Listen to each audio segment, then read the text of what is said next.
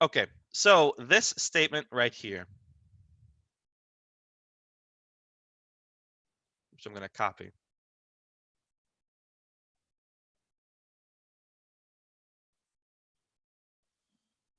So this was the most important statement that we could make about that previous problem. And this is calculus. This kind of statement is actually what separates pre-calculus from calculus.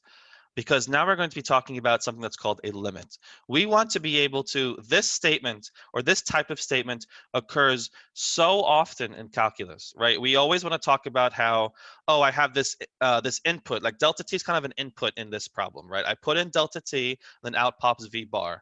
And I want to be able to describe how if my input gets closer to one number, my output gets closer to another number, right? That concept is so pervasive in calculus. It's like the foundation of all calculus, in fact, and we call it a limit. And so let's kind of write down what is our intuition. We actually have a special symbol to abbreviate this.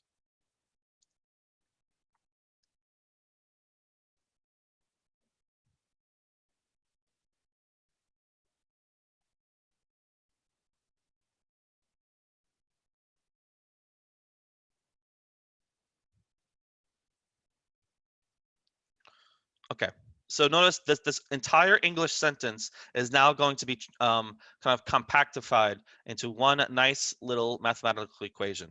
And so it gets written like the following. The limit as delta t approaches 0. So right now I've essentially told you as delta t gets closer to 0. That's what I've written down so far says. And I'm doing the limit of v bar. So the limit of v bar as delta goes to 0 is equal to 64. So this equation is exactly that highlighted English sentence. And so in your head, you read this as limit of v bar as delta t goes to 0 is 64. So that's how you would read it in your head.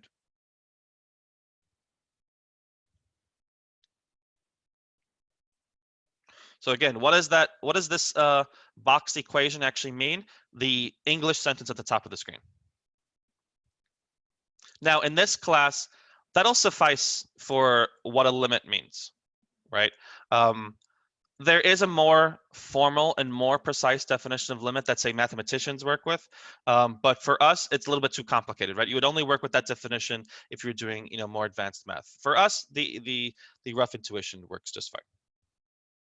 So now let's actually ask a question.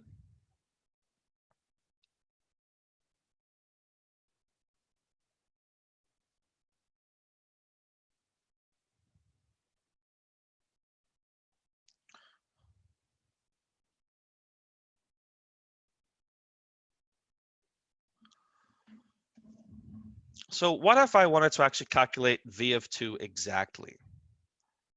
And I want to use this intuition, right? I want to use the intuition that as delta t gets smaller, my average velocity hopefully should get closer to whatever the true velocity is, right? The instantaneous velocity, rather.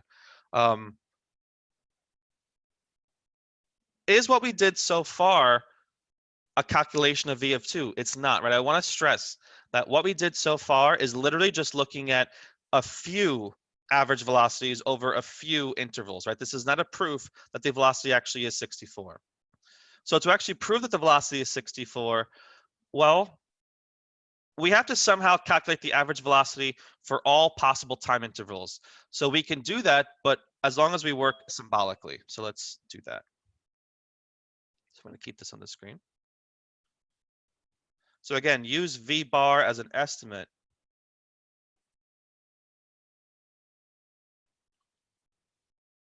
But calculate v bar symbolically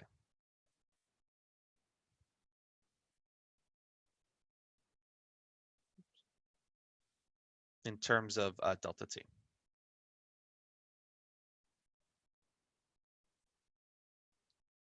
Okay, so what do we mean by that? So let's look at this. So this is kind of the same sort of example as before. We're going to use the same position function. This is kind of just a follow-up to what we already did. Okay, so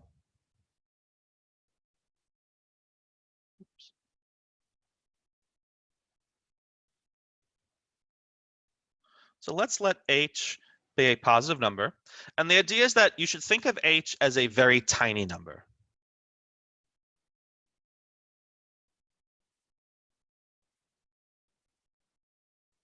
The point here is that h is going to play the role of delta t, and we want delta t to go to 0, right? So in our heads right now, as we're doing this calculation, h is a very, very tiny number, right? A very small positive number, and it's playing the role of delta t.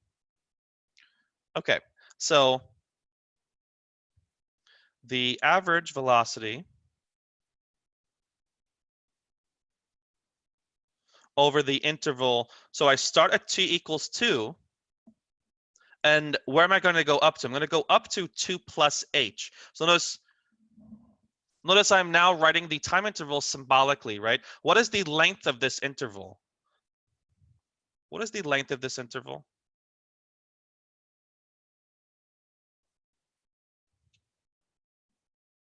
Like how big of a time interval am I actually looking at here? It's just h, right? It's the difference between the two values. So in other words, and if we're thinking of h as a tiny, tiny number, this is a very tiny interval, right? In the previous example, we had let what? We let h be 0.1, then we let h be 0.01, then we let h be 0.001, right? So now h can kind of stand for all those numbers at once symbolically, right? Or even smaller numbers if we want. Okay, so let's actually do this then. All right, so v bar we know is, say, x final minus x initial over t final minus t initial, right? This is just what initial velocity is.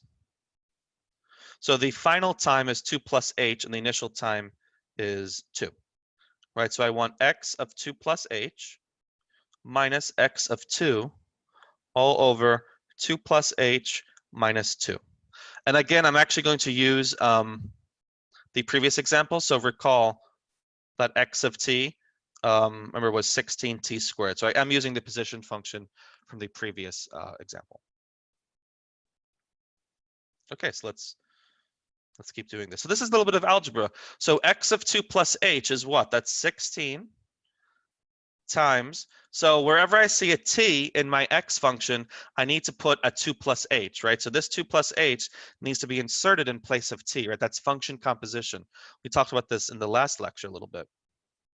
So that'll be 16 times 2 plus h squared. And then x of 2 is 16 times 2 squared, right? I replace t with 2. And the denominator just get h, right? 2 plus h minus 2 is just h. Okay, let's try to simplify this as much as possible. Let's keep on going. So 2 plus h squared, to simplify that, let's expand it out, right? We used to say in 8th grade, FOIL it out. Adam, do we still say FOIL it out? Adam? Yes? No? Nashika says yes. We still say FOIL. Well, now we're all grown-ups. Now we say expand. We don't say FOIL anymore. Okay, but it's okay if you still say FOIL. I'm just joking. Okay, so although I will say that is kind of one of the things teachers hear it and you kind of just like, you kind of wince a little bit. So h squared plus 4h plus 4, and 16 times 2 squared, that's just 64. Okay, so let's keep simplifying. So if I expand out the 16, I get 16h squared plus 64h plus 64 minus 64 all over h. This is good. These 64s cancel out. That's great. And then I have a common factor of h, right?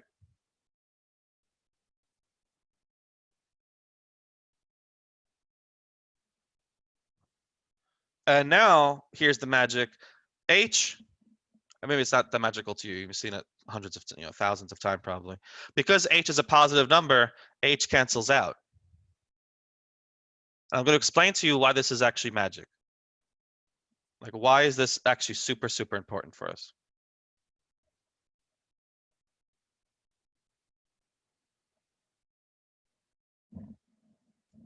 Okay.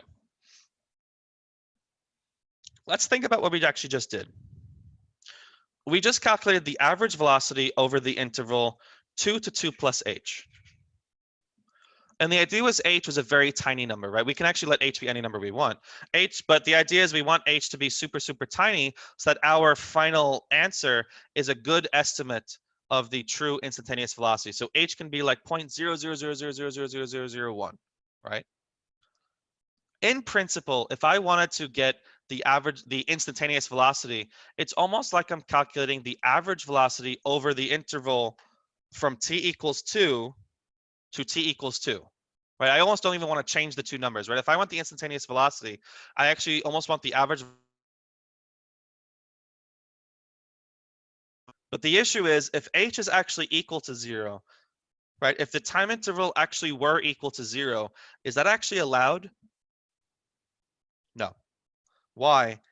Because my expression for average velocity in that case would have division by h. And so I can't plug in h equals 0. That's the whole point here. I am not allowed to plug in h equals 0, although I really would like to, right? Because that's precisely what I mean by this limit of h going to 0. I would like to plug in 0, but I can't. And so this is why I said that once I kind of simplify everything, right? I go through the simplification and eventually these h's cancel. That's why I said that cancellation of h is magical. Because even though the original expression, let's get the original expression. The original expression for this particular problem is this thing circled in pink. Even though the original expression I cannot plug h equals 0 into, the final expression I can. The simplified expression, I can plug h equals 0 into that. Right? It perfectly makes sense to put h equals 0 into this. And that's really what a limit is, right? H is a positive number, and it turned out to cancel out of the expression, and now I can plug in h equals 0. And that's how limits are going to go in this class. So let's kind of wrap this up a little bit. For the denominator is only h because the 2's cancel out, right? I think you mean the 64s, right?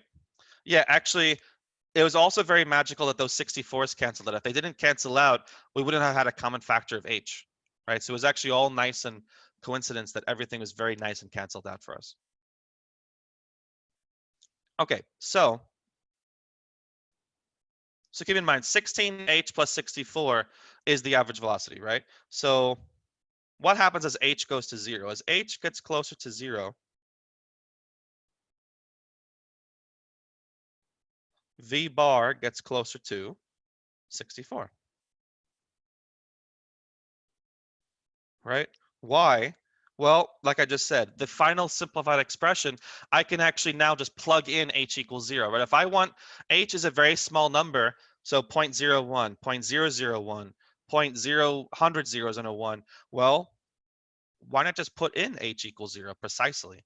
Well, when I do that, that term goes away and I'm left with just 64. So we can see kind of very precisely now how our average velocity really does get closer to 64.